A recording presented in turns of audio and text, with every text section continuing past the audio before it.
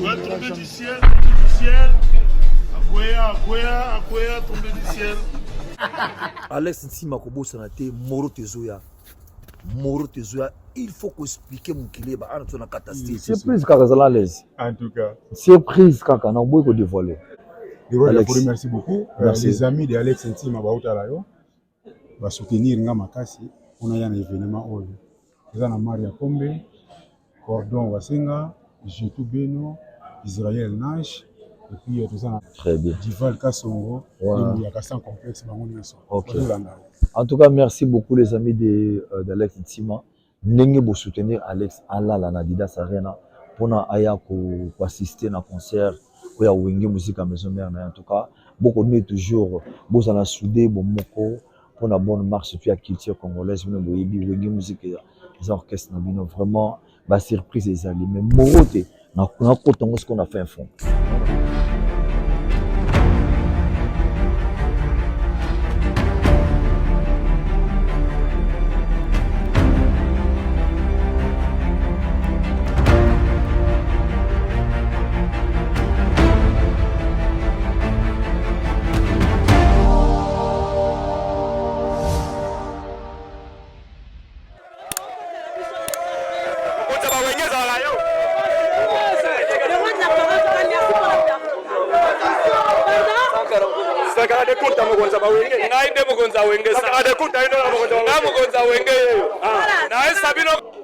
Les 4 bino bomona ndedi Belgique ali po Belgique eza mboka eza na ba vrai chéri mboka ba vrai bajo balataka danger do yango moni toyesi ko Belgique kukao kolobeli na kukao nana zu kukao po wera sona otikate olobeli wera sona otikate sentiment wera esilate elenga wera esilate kukao po bato ba luka neti ba lamuka ta ba yo kata bango ba yo kanate bana kao basbala Aliou Malibela sanga lamuka ka zonge ba pongi ya kolongola bosongi esu elengi kolongola muka bosongi da bazaya kolala wera son international Jamul Kanza Radio Kouta, le pico de la Foratier le 4 juillet et Héritier Kugan Athé le 3.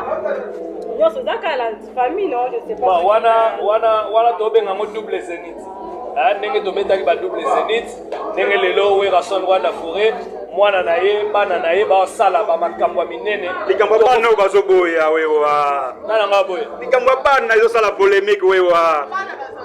Bah oui, bana la musique. Bon, c'est tout à fait normal. Bato baboko la bambola nia na musique, bazana bana te, c'est biso to na bana, le wera sol roi de la forêt, ana bana ba sa la fierté, en tout cas to pesa bango nyonso vraiment ba courage, to lo bapena batu nyonso bano abotosi. Bana nyonso batu nyonso fanatika Wenge musique à maison mais bo appuyer bango en tout cas baza bano ya biso lelo ndenge lobi héritier watana en tout cas za plaisir makasi to ko appuyer ye ko talaka mwana biso de fierté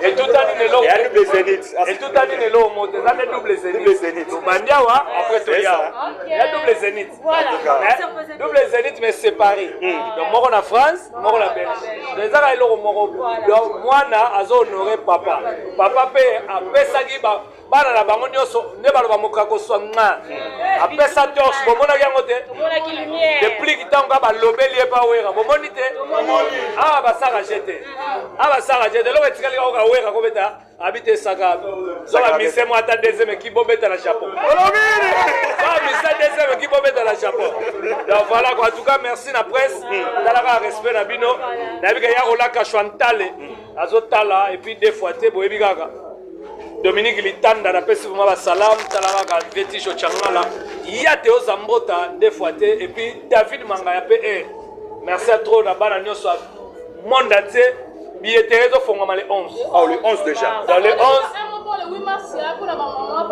le 8 mars boya to beta na Villa Royal na Gombe boyebi ka Kota Royal donc ba mama nyonso maputa dans maputa ya kosakana te donc bolata to honorer ba mama owera so naza muta bosa na ba mama te na batu nyonso boya to ebige jour wana to mona ba pani ya ndenge moko ya kelengi mwasi liputa simba kwa za kelengi et puis mwasi bien ba eba na liputa donc tonga yango lata yango yaka to bina na misika wera forêt to kota na rythme nini forêt na rythme nini wera olimwa olobiri wera olimwa kanga menganga te. Ya solo. Akobima na vaisseau.